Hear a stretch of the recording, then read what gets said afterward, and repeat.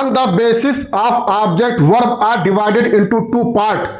Object के आधार पर वर्ब को हम दो भागों में बांट सकते हैं। एक होता है ट्रांजिटिव वर्ब, दूसरा होता है इंट्रांजिटिव वर्ब। आप जानते हैं ट्रांजिटिव वर्ब अपना अर्थ पूरा करने के लिए उसे ऑब्जेक्ट की आवश्यकता पड़ती है, जबकि इंट्रांजिटिव वर्ब को अपना अर्थ पूरा करने के लिए ऑब्जेक्ट की आवश्यकता नहीं पड़ती है। पहचानने का जो ट्रिक है, अगर आप वर्ब में व्हाट या हुम से प्रश्न करेंगे, अगर आपको उत्तर मिल रहा है तो ट्रांजिटिव वर्ब होगा। देखिए, सी रीड्स ए बुक, वो एक किताब पढ़ती है। अगर आप पूछेंगे क्या पढ़ती है क्रिया में, तो जवाब मिलेगा बुक पढ़ती है। तो पता चला बुक ये जो है ये ऑब्जेक्ट आया है, कौन सा है, ट्रांजिटिव वर्ब है। रीड एक ट्रांजिटिव वर्ब हो जाएगा। जबकि अगर आप सी में प्रश्न करेंगे, सी स्लीप, वो सोती है, क्या सोती है, तो इस सवाल पूछना ही अपने आप में गलत है। अब यहां पे देखिए, ही गोज टू स्कूल, बहुत से लोग कंफ्यूज होते हैं, कहते हैं सर गोज टू स्कूल तो इसमें ऑब्जेक्ट है। लेकिन देखिए बच्चों, अगर आप गोज में क्रिया में अगर व्हाट से प्रश्न करेंगे, वो स्कूल जाता है तो क्या जाता है, तो क्या प्रश्न गलत है।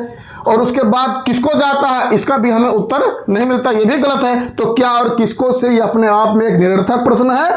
तो पता चलता है इससे हमें उत्तर की प्राप्ति नहीं हो रही है, ऑब्जेक्ट की प्राप्ति नहीं हो रही है। तो इसको हम इंट्रांजिटिव वर्ब के अंतर्गत रखेंगे। और दूसरा पॉइंट जो बहुत ज्यादा याद रखने योग्य है वो ये है कि अगर हमें वर्ब के बाद किसी प्रीपोजिशन अगर हमें मिलता है, जैसे टू है, विथ है, इन है, तो हमेशा इंट्रांजिटिव वर्ब के अंतर्गत रखा जाएगा। उस पर जो है वर्ब का सीधा असर ऑब्जेक्ट पर नहीं पड़ेगा।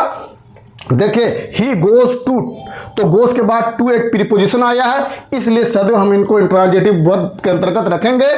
Thank you very much.